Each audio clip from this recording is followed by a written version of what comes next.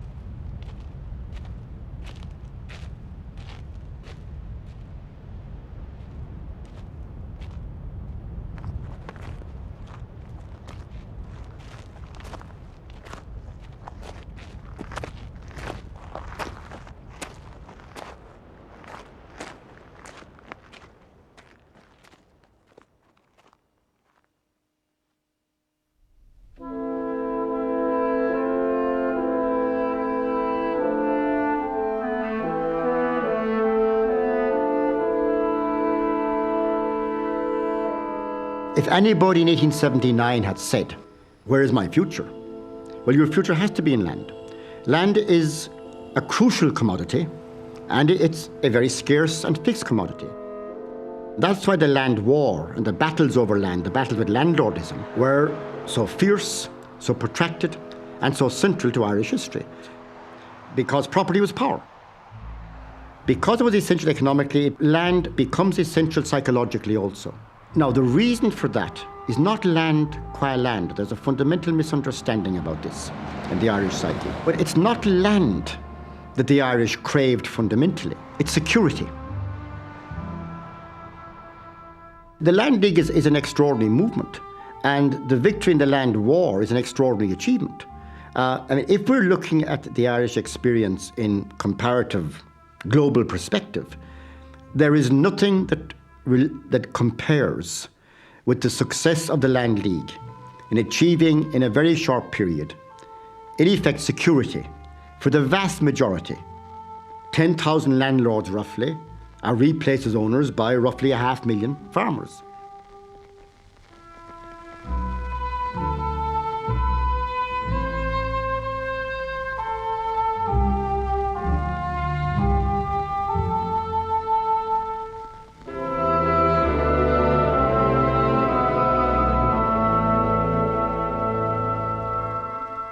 I think it's true that there was a lot of life here, but that it was local life, and that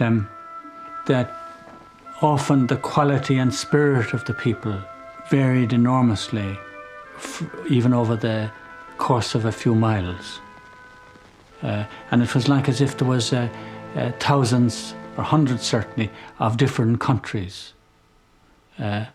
And while some people had beautiful manners and some people had less than beautiful manners, there was no really system of manners that everybody subscribed to, as they do in more organised societies, say like England or France.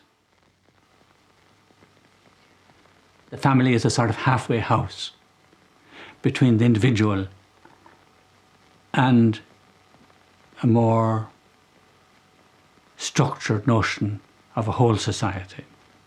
And sometimes one has a sense of this country as made up of thousands of little republics called families, making up their own system of manners as they go along, even their own psychology. Because some things that pass for psychology in the family, you know, there's no use to talking to him about that. You know what she'll say to that. You know, makes complete sense to members of the family out of a vast knowledge of one another. But it's absolutely nonsense if it's applied to a wider context. Hello. Do you ever think as much as you should about things here in Ireland? We've had 25 years of native government in this part of the country. How have we utilized it? With privatisation and the increasing growth of a privatised economy, we had people looking much more to the private than to the public sector for jobs, for opportunities, for role models even. The state and politicians became less important in people's minds. Some of you may feel that this is not your responsibility, that it is the responsibility of your public representatives. But public affairs are not the monopoly of any particular group of persons. They are your affair and will be the concern of your children.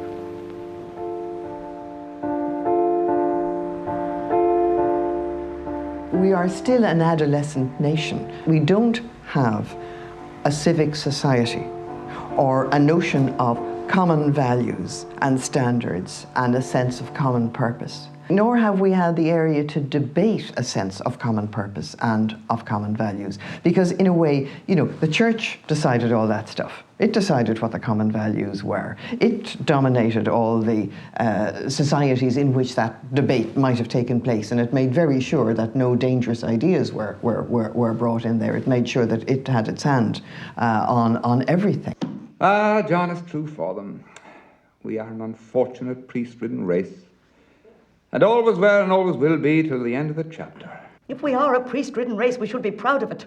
They're the apple of God's eye. And can we not love our country then? Are we not to follow the man who was born to lead us? A traitor to his country, an adulterer. The priests were right to abandon him. The priests were always the true friends of Ireland. Oh, were they, Faith? Didn't the bishops of Ireland betray us in the time of the Union, when Bishop Lanigan presented an address of loyalty to the Marquis Cornwallis? Didn't the bishops and priests sell the aspirations of their country in 1829 in return for Catholic emancipation? Didn't they denounce the Fenian movement from the pulpit and in the confession box? Right, they were right. God and morality and religion come first. Mrs. Reardon, don't excite yourself. God and morality before everything. God and morality before the world. Very well, then, if it comes to that, no God for Ireland. John, we've had too much God in Ireland. Away with God. Blasphemer. Devil. Away with God, I say. Devil out of hell. We won. We crushed him to death.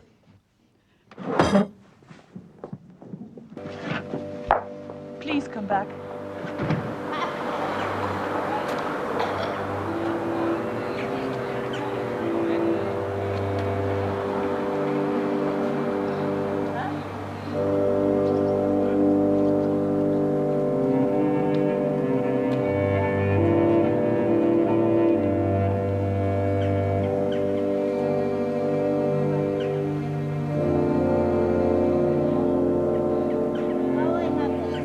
The reason we couldn't confront the church before was not just the power that the church had in society, but the power we gave it.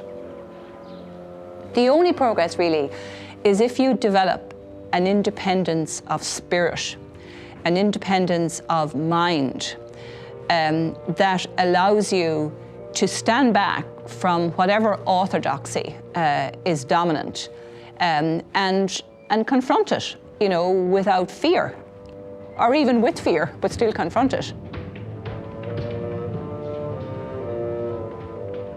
I think Seamus Heaney once observed that cowardice of the soul eventually issues in corruption in the state. Supposing this whole class were to wake one morning and find that everyone else in the world had disappeared. Priests, brothers, policemen, fathers, mothers, everyone. How would we make sure that the strongest boy didn't keep beating the weakest boy and taking everything he had? Yes? Kelly? We'd gang open him so, Why? to help your man. And if he did it again? We'd do him in worse. There we have it, right from the start. Law and order. Does anybody know what the word society means? So, A society is an arrangement of structures and roles and statuses. And a community is a slightly more organic collection of values and norms and practices and behaviours.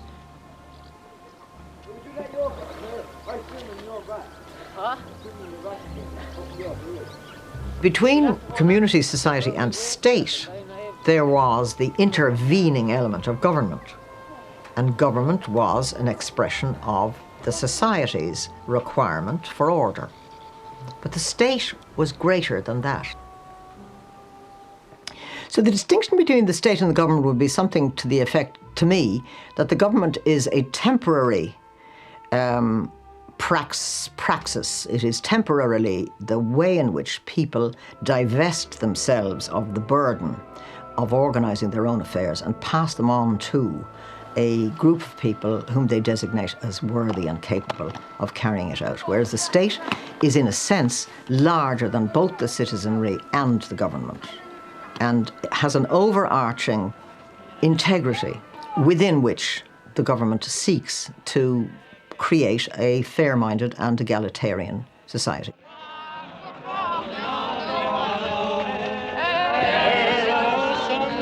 We are neither qualified nor equipped to deal with the work of rehabilitation. But, however, because nobody else seemed interested, our order took on the work voluntarily and have been carrying it on with little or no financial support from the state for years. Frequently, we know nothing about the children when they arrive with regard to background and case history. And we ourselves are ill-equipped for this specialised work, having had little or no proper training. The end result is that most of the boys leave with relatively the same attitudes to and aggressions against society as when they arrived. Our big problem when we started was the local off-licence selling cider to the kids. Now we'd love if that was our big problem. The drugs have taken over.